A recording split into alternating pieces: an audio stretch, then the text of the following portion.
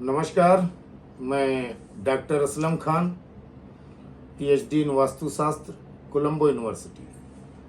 आज भारतवर्ष के जितने भी गुरु हैं, चाहे वो किसी भी लाइन के गुरु हों, उनको मेरा नमस्कार। और ख़ास तौर से जो मेरे स्टूडेंट हैं, दुनिया पूछती है कि असलम भाई आपके गुरु कौन थे। मैं आपको हकीकत बताता हूँ, मैं कभी झूठ बोलता नहीं। मेरा गुरु कोई नहीं है, मेरा गुरु मेरे स्टूडेंट हैं। आज जो भी मैंने सीखा अपने स्टूडेंट से सीखा।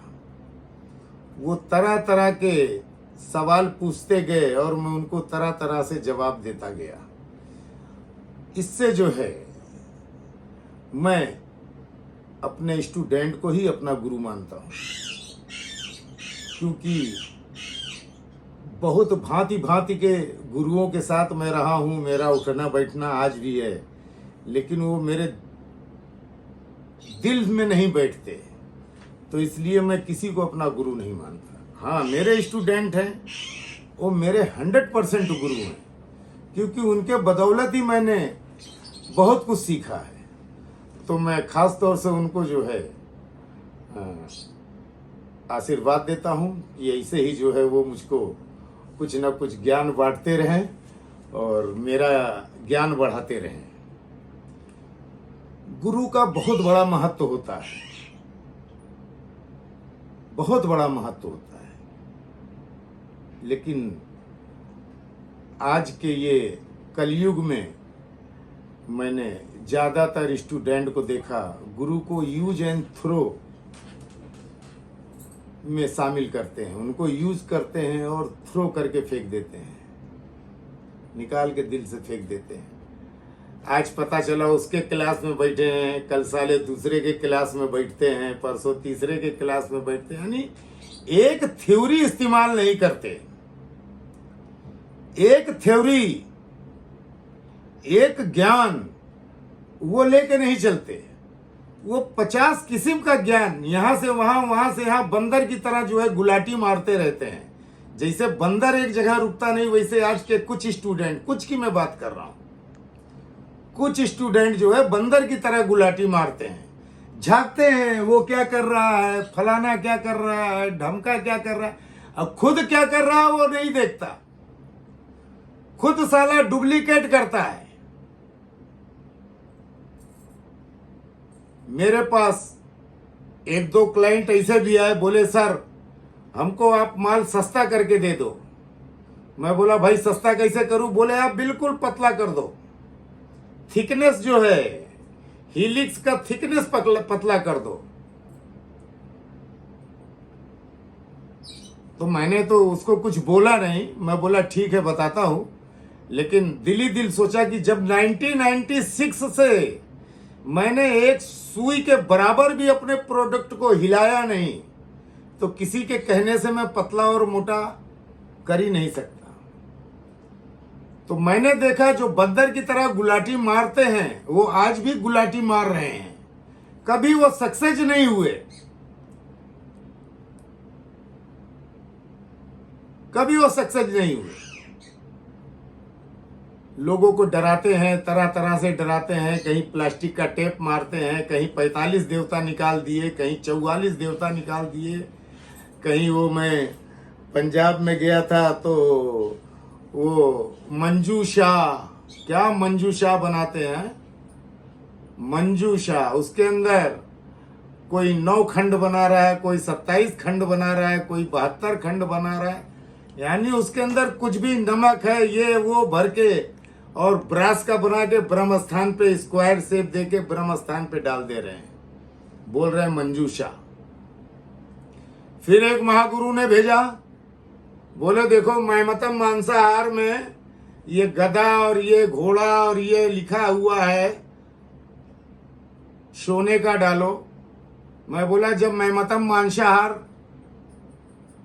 30,000 साल पहले लिखी जा रही थी तो कोई चित्र नहीं था, ना कोई गधा था ना कोई गधा था, और ना कोई सोना चांदी थी। 30,000 साल पहले एक धातु थी जिसको बोलते थे हम अष्ट धातु, क्योंकि उस टाइम पे हम फिल्टर नहीं कर सकते थे धातुओं को, हमारे पास वो टेक्निक नहीं थी। अब टेक्निक आ गई, अब तो हम कुछ भी निकाल लेते हैं।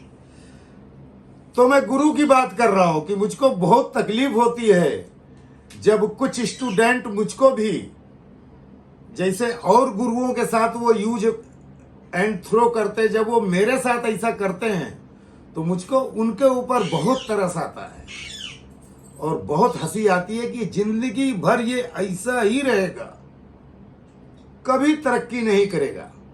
और मैंने देखा मेरे साथ जो 1996 से जो चले थे, आज भी वो मेरे अच्छे दोस्त हैं, लेकिन जमीन और आसमान का फर्क है। मैं आसमान नहीं बनूंगा, मैं जमीनी अपने आप को बोलूंगा कि आज भी मैं जमीन पे हूं, आसमान तो उड़ते हैं और नीचे गिरते हैं, उड़ते हैं नीचे गिरते हैं।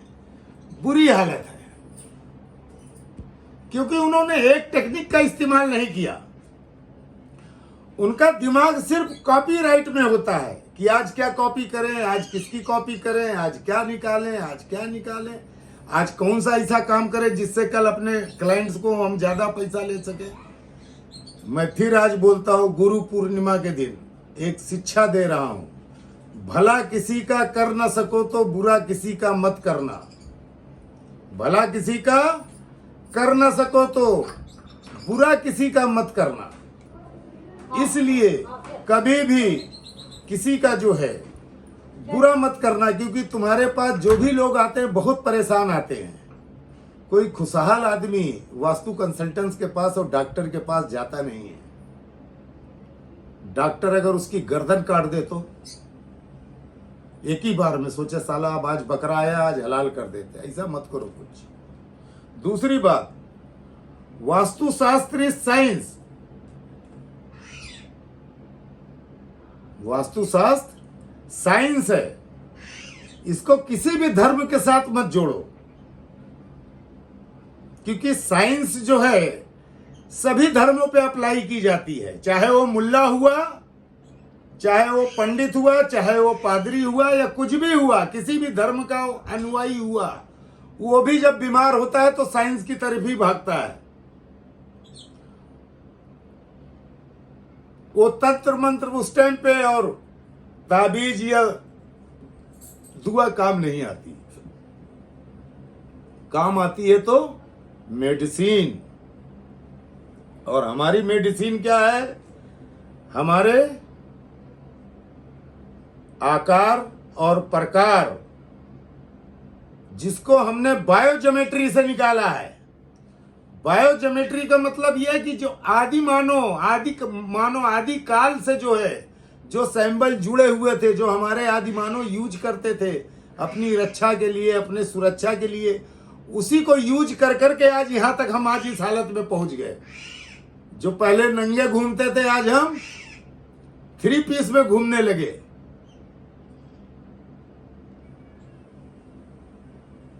तो किसी धर्म को वास्तु में आप जोड़िए मत। साइंस है और एक पद्धति पकड़ के चलो। 10 जगह छलांग मारने की जरूरत है नहीं। 54 और 32 और 44 देवते की जरूरत है नहीं। देवी देवता दिल में रखो। मैं भी रखता हूं देवी देवता को अपने दिल में। 2000 यंत्र मैं बनाता था, 2000 कॉपर के यंत्र बनाता था। मां मृत्युंजय, महासुदर्शन, राम रक्षा, सर्वकार सिद्धि यंत्र, ना जाने के सरस्वती यंत्र। मैं बोल रहा हूं ना, जो यंत्र है सब मैं बना चुका हूं। लेकिन जब मेरी अंतर आत्मा ने मना कर दिया कि तुम गुनाह कर रहे हो, ये 9 ग्रह का यंत्र बनवाते हैं और ले जाके जमीन में गाड़ देते हैं, शुक्र शनि मंगल बुध सब पे एक एक रत्न लगाते हैं और ये बदमाश जमीन पे गाड़ देते हैं। उस पे बच्चों का पैर पड़ता है, ना जाने क्या क्या होता है। तो तुम वो मत बनाओ। आज भी मेरी इचिंग की मशीन सड़ रही, मैंने यंत्र बनाना बंद कर दिया, डिजाइन पे काम करना शुरू किया और आज मैं बहुत सक्सेस हूं। इतना सक्सेस हूं कि मैं अब भगवान और अल्लाह से यही चाहता हूं, इससे ज्यादा मुझको कुछ नहीं चाहिए। जितना चाहिए था उससे कई गुना ज्यादा मैंने कमा लिया। पैसा कम कमाया, इज्जत बहुत है मेरे पास और ज्ञान का सागर है। तो मैं फिर सभी वास्तु से रिलेटेड स्टूडेंट या जो गुरुदेव हैं, अपने आप को गुरुदेव समझते हैं, गुरुलेव, उनको मैं गुरुलेव बोलता हूँ। गुरु लेता है, देता नहीं है, ऐसे सब गुरु हैं। तो मैं उनको विनती करता हूं कि वास्तु को बदनाम मत करो, बहुत अच्छा शास्त्र है। हम एक भिखारी को भी एक राजा रंक बना सकते हैं, एक राजा बना सकते हैं, और एक राजा को हम एक भिखारी बना सकते हैं। वास्तु में इतना पावर है। आप दिशा बदलोगे, दशा ऑटोमेटिक चेंज होगी। ये दीवार पे घोड़ा, गधा, उल्लू, कुल्लू डाल के कुछ होता नहीं है, कुछ भी नहीं होता है। जो बीज हम जमीन में बोएंगे वही हम खेती काटेंगे। तो वास्तुशास्त्र जो है जमीन से जुड़ा हुआ शास्त्र है। 5 तत्व है, 8 दिशाएं हैं। 5 तत्व को 8 दिशाओं में बराबर बराबर बांटने को ही वास्तुशास्त्र कहते हैं। विदाउट मंत्र, विदाउट कलमा, विदाउट मुहूर्त, कोई मुहूर्त नहीं। अभी मेरा क्लास दिल्ली में था, बहुत अच्छा गया, सक्सेस हुआ, और सक्सेस से भी ज़्यादा सक्सेस हुआ। और फिर मेरा अगस्त में 17, 18, 19, 20 4 दिन का मेरा क्लासेस है दिल्ली में, और बिजनेस वास्तु है, हाई लेवल बिजनेस वास्तु है। तो काफ़ी लोग बुक कर लिए हैं। वास्तु क्या होता है, वास्तु कैसे किया जाता है, उसमें मैंने एक दिन प्रैक्टिकल रखा है। किसी फैक्ट्री में ले जाके उनको प्रैक्टिकल भी करवाएंगे, तो वो सीखना चाहिए। फीस भी मेरी कोई ज़्यादा नहीं रहती, मैं सिर्फ 20,000 लेता हूँ। उससे ज़्यादा मैं दावत खिला देता हूँ क्लास में स्टूडेंट को। पैसे की मुझको कोई लालच नहीं है। लेकिन याद रखो, 44, 45 और ये टेप और देवता और ये गधा, घोड़ा, उल्लू गुल्लू, ये सब घर में किसी के मत डालो, क्योंकि वो बेचारा पहले से परेशान है, और तुमने अगर और उसको परेशान कर दिया तो कभी तुम्हारे बच्चे खुशहाल नहीं रहेंगे, हाय लगेगी। खुशी वाला पैसा कमाओ, दुखी वाला पैसा मत कमाओ।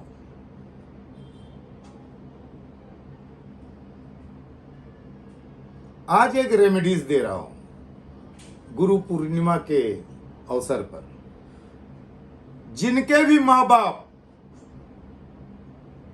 50, 55, 60 के हो जावे, तो बेटों को चाहिए उनको रिटायर कर दें और खुद जो है मालिक बने।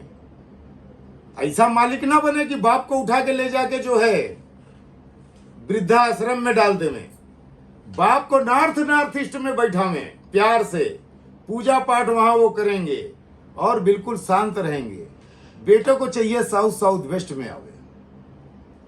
तो हमारे माँ बाप को जब भी वो 60, 65, 50, 55, 60, जब भी रिटायरमेंट का उनका टाइम आवे, उनको रिटायर करके नॉर्थ ईस्ट का बेडरूम आप दीजिए। साउथ वेस्ट में सुलाएंगे तो कभी भी बाप बेटे की पटेगी नहीं,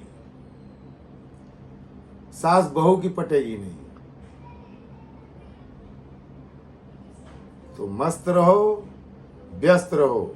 मैं फिर कहूंगा, यूज एंड थ्रो, गुरु की इज्जत करो, क्योंकि अगर गुरु का श्राप लग गया तो कभी जिंदगी में तुम साले तरक्की नहीं कर सकते। ऐसे ही बंदर की तरह छलांग मारते रहोगे, गुलाटी मारते रहोगे, बेईमानी और झूठ बोल के पैसा कमाते रहोगे, कभी तुम्हारी इज्जत नहीं रहेगी समाज में। धन्यवाद, all the best, happy Guru Purnima.